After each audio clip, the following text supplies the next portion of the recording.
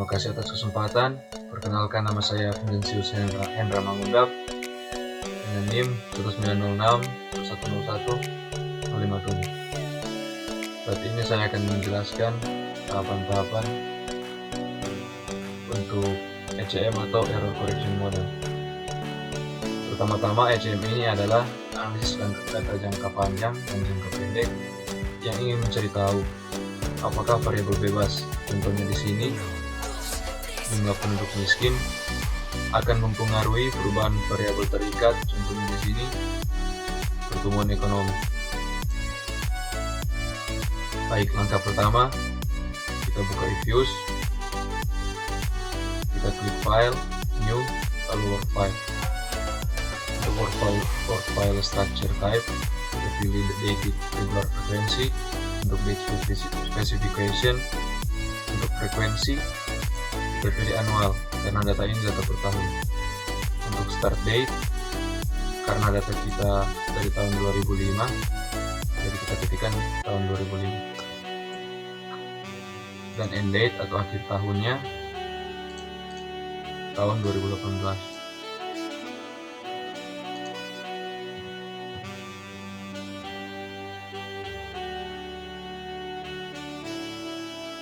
Lalu klik OK.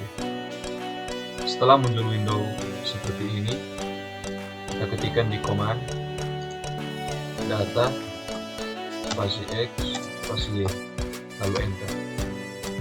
Setelah seperti ini, kita masukkan data.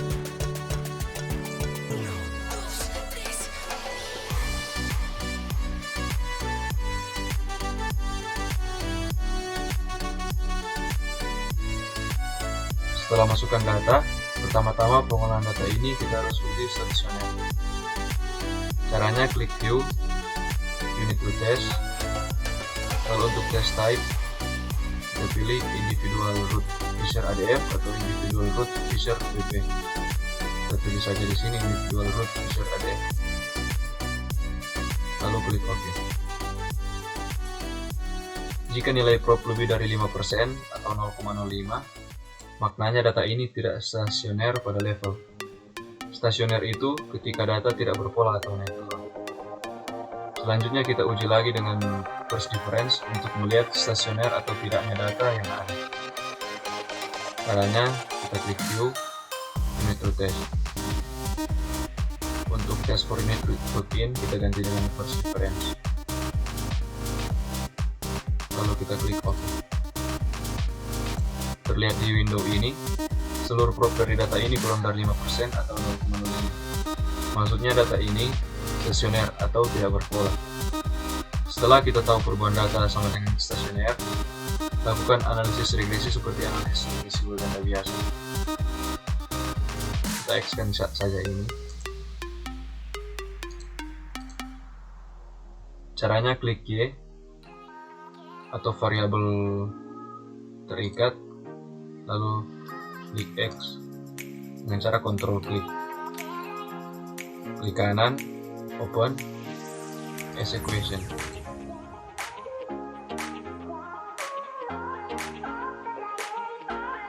Lalu OK. Inilah hasil regresi bergandanya atau analisis regresi jangka panjang. Dan ternyata secara jangka panjangnya tidak berpengaruh antara variabel X terhadap variabel Y karena propnya lebih dari 5% atau 0,05. Setelah kita mengetahui regresi jangka panjangnya, kita simpan analisis regresinya dengan cara klik X, lalu kita berikan nama. Kita tuliskan saja regresi jangka panjang.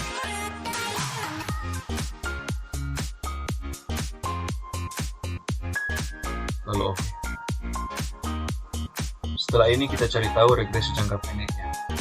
Pertama-tama kita buat receipt yang tetap, karena receipt yang ada di sini sudah terpengaruh persamaan terakhir atau berubah-ubah. Caranya kita ketikkan di command GENR spasi res sama dengan reset, lalu kita enter. Akan muncul reset yang baru dengan nama res yang tidak akan berubah-ubah apapun analisis regresi yang akan kita lakukan. Setelah itu kita uji kointegrasi. Caranya kita klik tes 2 kali, lalu view, limit to test, lalu tidak perlu ubah apapun dengan di sini dan kita klik OK.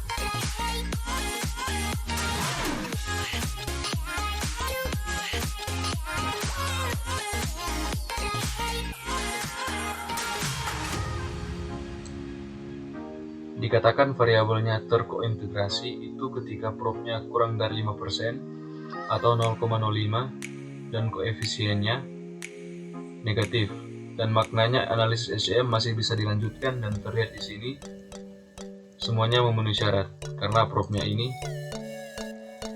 kurang dari 5% atau 0,05 dan untuk koefisien itu negatif. Setelah itu kita sudah bisa analisis jangka pendeknya. Caranya kita klik quick estimate equation dan ketikkan D dalam kurung D tutup kurung C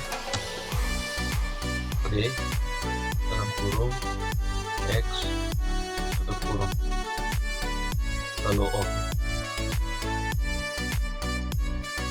Inilah hasil analisis jangka pendek, dan dari sini diperoleh keterangan bahwa ternyata DX probnya lebih dari 5% atau 0,05. Maknanya perubahan variabel jumlah penduduk miskin tidak mempengaruhi perubahan variabel pertumbuhan ekonomi, atau X secara jangka pendek tidak mempengaruhi variabel Y karena probnya lebih dari 5% atau 0,05.